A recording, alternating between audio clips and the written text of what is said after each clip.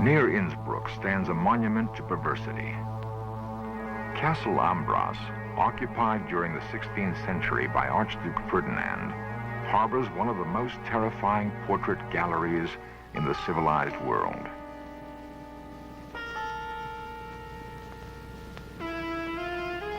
Painted from life, these grotesqueries reflect the offbeat tastes of the collector. In this gallery of the bizarre are images of those maimed in battle or deformed by nature.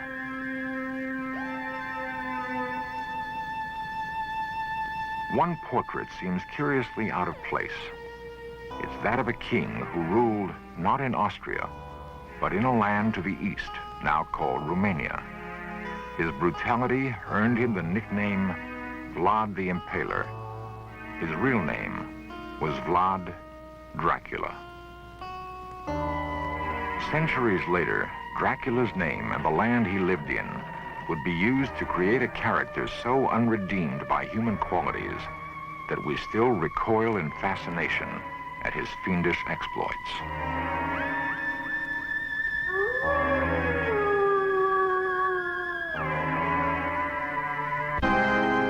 Dracula, fiction or reality? A search for the truth behind the legend.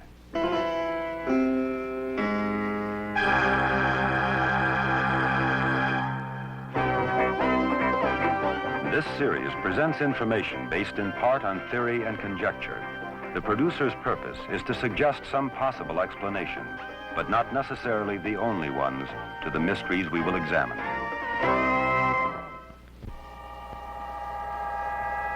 Horror has a special fascination for many, and filmmakers have done their best to exploit that fascination. Audiences have come to know Dracula well. They've seen him portrayed on the screen for more than 50 years. There's the black cape, the jutting canine teeth, the demonic eyes and nocturnal lust for blood. But what of the truth behind the legend?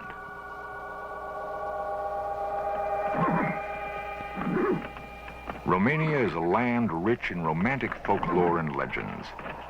The tale of the evil Count Dracula is not one of them. The rugged mountains and hidden valleys breed their own mythology. Called Romania's Olympus, Mount Ceflau rises nearly 6,000 feet in the Carpathian Mountains. In pre-Christian times, it was believed to be the home of the gods. Each year, even now, on the first Sunday of August, a pagan ritual is reenacted. Thousands gather by torchlight on Ceflau's shadowy summit to celebrate friendship and love and the renewal of life. During the rest of the year, Ceflau yields its mysteries to few men.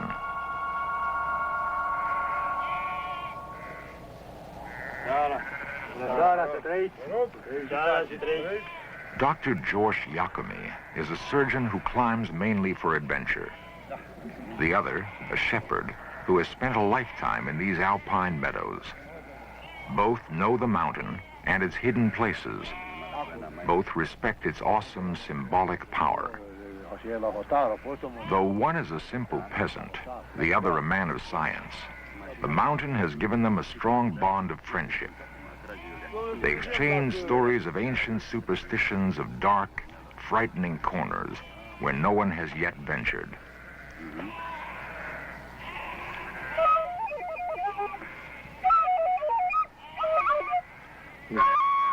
The music seems to recall a distant time in these mountains when ghosts inhabited Ceflau.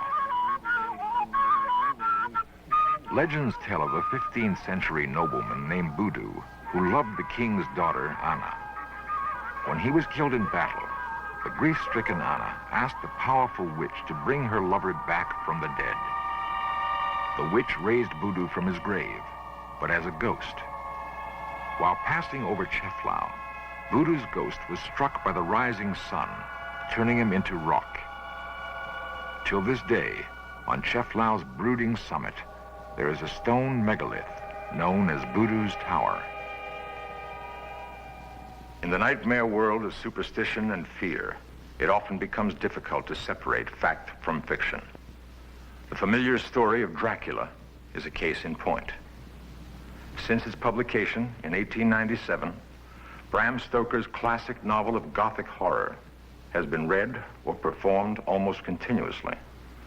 Yet few are aware that the character was based on a real prince of darkness, whose deeds are perhaps more shocking and more terrifying than those of the fictional vampire.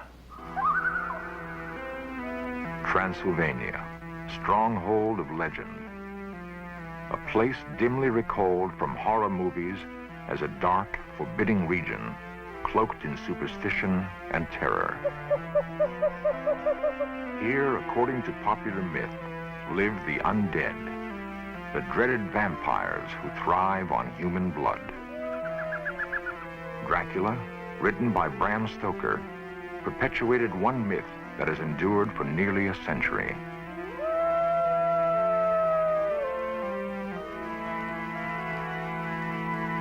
Along Transylvania's southern perimeter stands Castle Braun.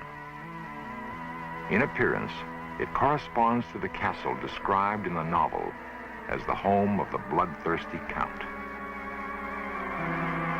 Haunted by his own childhood visions of threatening forests and spooky castles, Bram Stoker created an eerie world that became more than just a horrifying journey into the supernatural. It was also a parable of Victorian repression. Locked inside Castle Dracula's dark walls were hidden passions and secret longings, which erupted into violence and terror.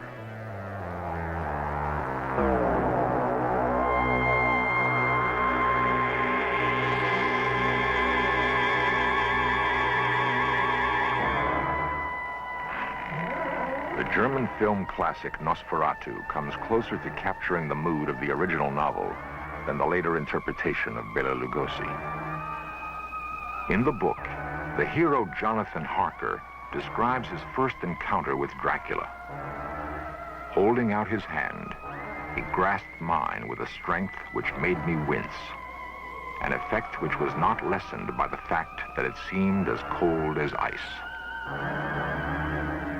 Taking Transylvania, a remote place he'd heard of but never seen, as his setting, Stoker evoked chilling images of the living dead.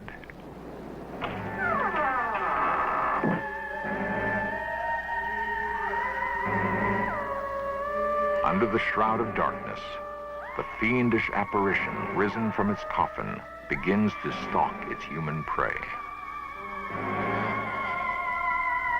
The nightmare becomes reality.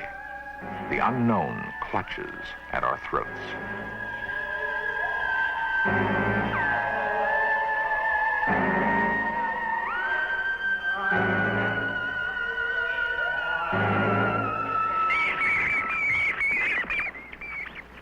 The shrieking of the vampire bat evokes the horror of Dracula.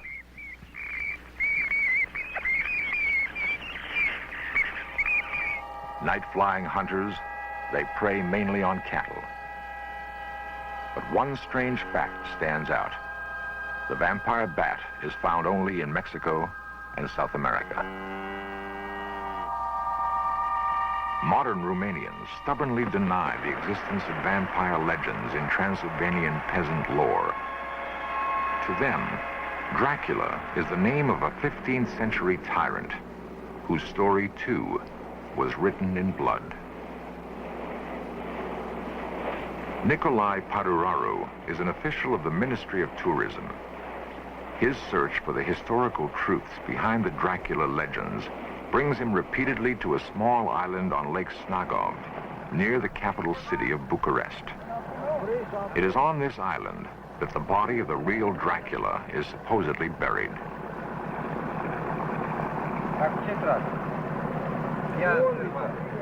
Nicolae knows the island's history and its few inhabitants intimately. A product of Romania's socialist present, he is fascinated by his nation's turbulent past.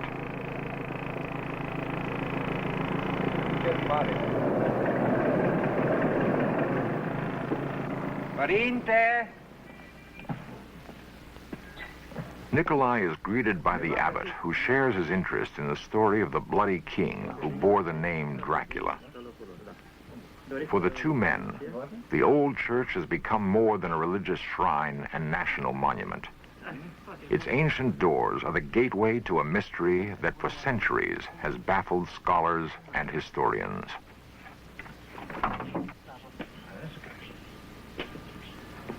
Superstitious romantics have speculated that any robber entering the church would be met by Dracula's ghost, rising in vengeance from its grave. And this, they say, is why he lies buried just inside the door. A more logical explanation was forwarded by archaeologist Dino Rossetti, who uncovered the burial site in the early 30s. The decapitated body was placed in an unmarked grave to prevent vandalism.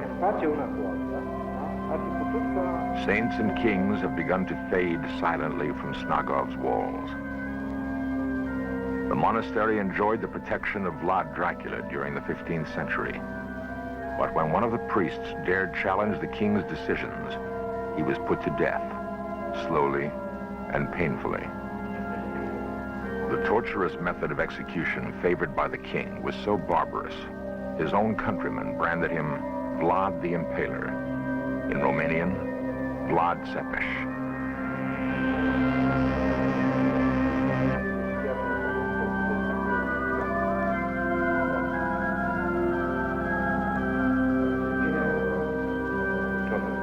Both men realize that the truth about a man's life is often buried alongside his corpse.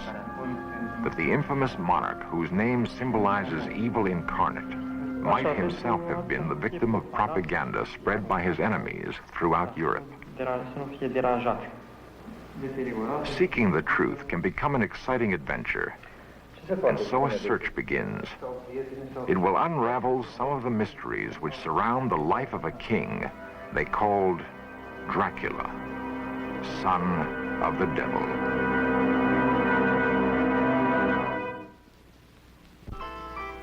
Transylvania, the heart of Dracula country. Transylvania spreads across northwestern Romania in an unbroken chain of fertile hills and sunlit valleys.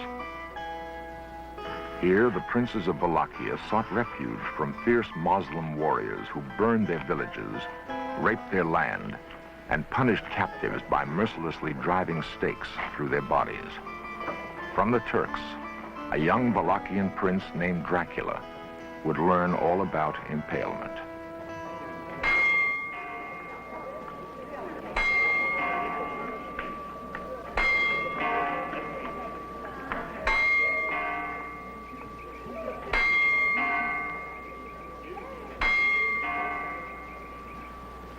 Like an image from an old fairy tale, the town of Sighișoara slumbers peacefully along the gentle slopes of the Transylvanian highlands. Unchanged since the Middle Ages, Sighișoara was once a bastion of Germanic military might and commercial enterprise. In this house, in 1431, a son was born to the fearsome Prince Vlad Dracul, the dragon. The boy was called Dracula, son of the dragon. A coin bearing the family emblem is one of the few remaining artifacts from Dracula's reign. The symbol of the dragon reinforced Vlad's image as a fearless Christian crusader. As his notoriety grew, the name Dracula took on new meaning. Dragon would be increasingly interpreted as devil. Vlad belonged to an age of brutality. The Renaissance, which saw the rebirth of art and learning, also bred new tyrannies, unspeakable torture, and oppression. To understand Vlad's cruelty, we must also understand his world. The nunnery at Sucevița was originally a fortified monastery, protected by walls 20 feet high and 10 feet thick. The traditional wood block, summoning nuns and monks to prayer, may at one time have also been a summons to battle.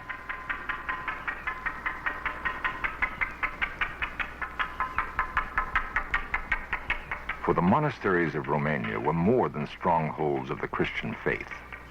They were part of a formidable defense perimeter to ward off invaders. It's likely that the young Dracula looked out from the battlements of such a monastery, watching men die in the brutal spectacle of war.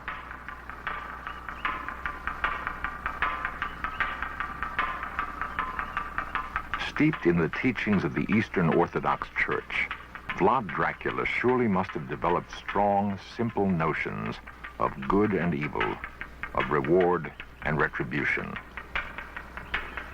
The ladder of virtues, the work of an unknown artist, shows that in the climb toward heaven, few are virtuous enough to reach it. Most topple along the way, headed toward eternal damnation.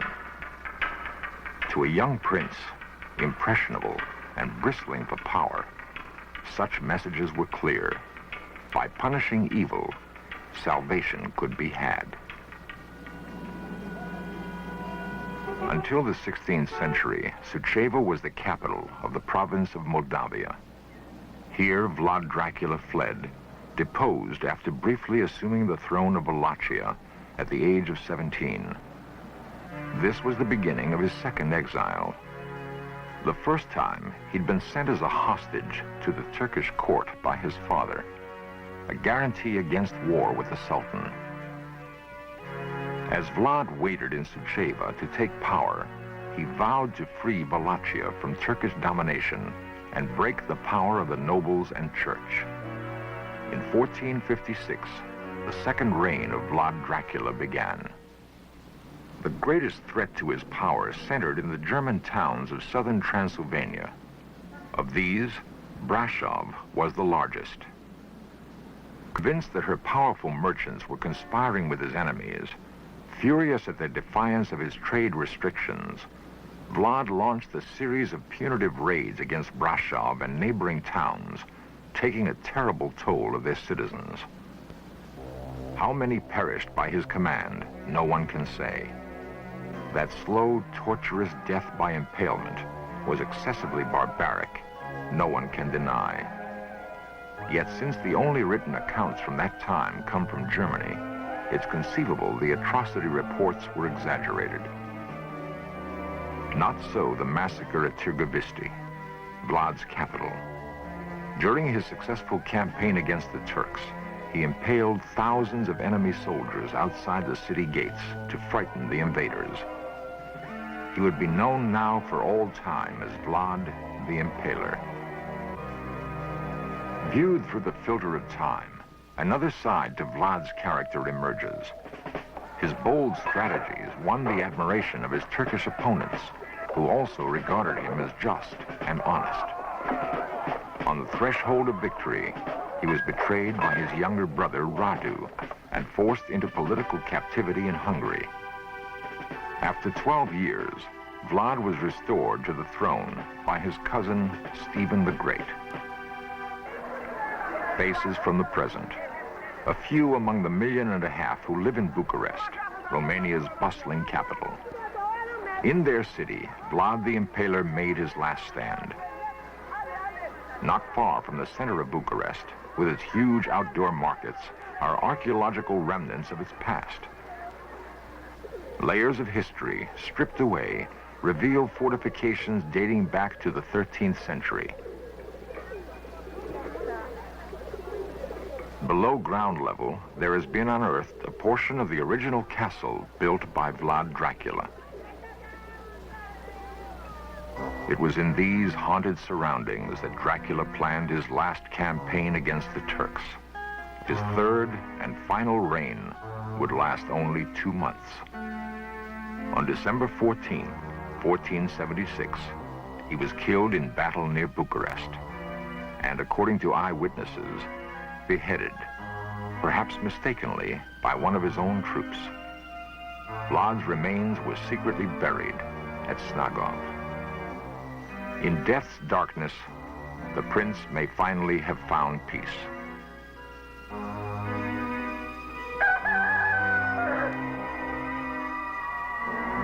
If some light has been shed on the truth during this search for Dracula, it doesn't mean that belief in vampires will be dispelled. Bram Stoker's Dracula will always persist in our minds because in him we have found the perfect symbol for unrepentant evil.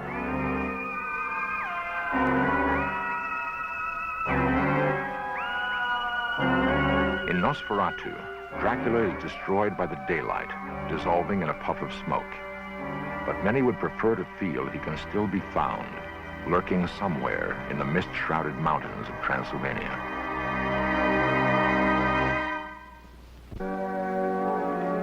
Beneath storybook towers, the old Transylvanian city of Sigashora seems untouched by time. For people still bear traces of their medieval ancestry, clinging tenaciously to old traditions and religious faith.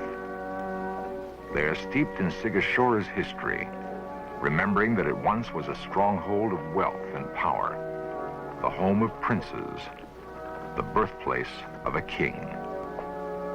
Vlad Dracula belongs to their heritage, Stoker's vampire to our imaginations. Legends die slowly.